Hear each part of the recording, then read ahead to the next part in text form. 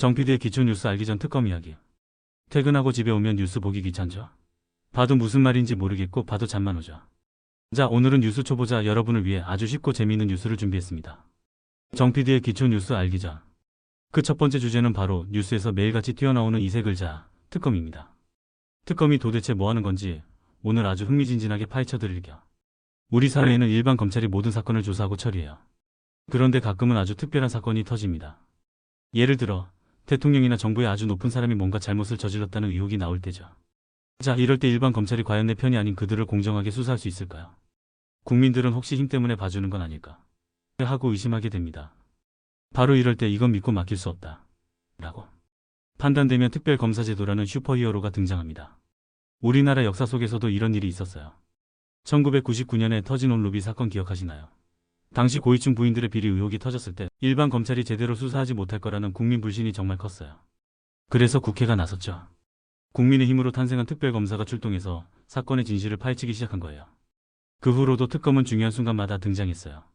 2003년 대북송금 특검 김대중 정부가 북한에 거액을 보냈다는 의혹이 터졌을 때 특검이 나서서 진실을 밝혀냈어요. 결국 일부 관련자들이 유죄 판결을 받으며 특검이 성역 없이 권력의 비리를 파헤칠 수 있다는 것을 보여줬죠. 2008년 BBK 특검 이명박 대통령.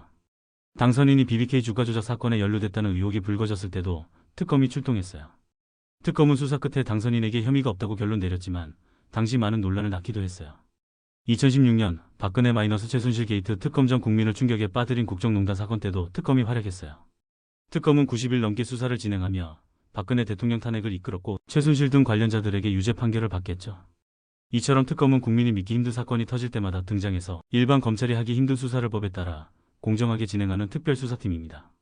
그럼 특검은 어떻게 일반 검찰보다 더 강력한 힘을 가질 수 있을까요? 바로 특별검사 임명 등에 관한 법률이라는 특별한 법이 그 힘을 보장해주기 때문입니다. 이 법은 특검에게 어떤 압력에도 흔들리지 않는 슈퍼히어로 방패를 선물해줍니다.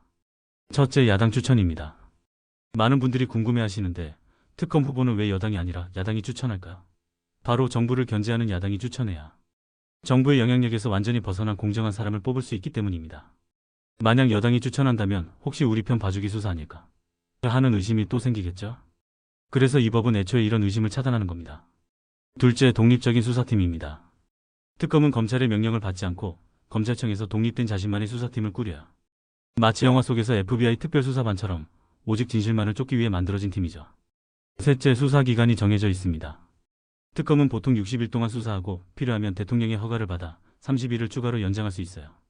이렇게 정해진 기간 동안 신속하게 수사해서 국민들의 궁금증을 빠르게 해결합니다. 이런 강력한 힘과 독립성 덕분에 특검은 성역 없는 수사를 할 수 있는 거예요. 자, 이제 결론입니다. 특검은 단순히 특별한 검사가 아니라 모두가 의심하는 사건의 진실을 밝히기 위해 법이 만들어준 최후의 수단입니다. 권력의 압력과 눈치에 흔들리지 않고 오직 국민만 바라보며 우리가 믿는 정의가 살아있다는 것을 증명하는 것이 바로 특검의 역할이죠. 다음부터 뉴스에서 특검이라는 세 글자를 본다면 이제 그냥 지나치지 마세요. 아, 지금 우리 사회의 가장 깊숙한 곳에서 진실을 밝히기 위한 치열한 싸움이 시작됐구나 하고 생각하면 됩니다. 뉴스 이제 지루하지 않죠?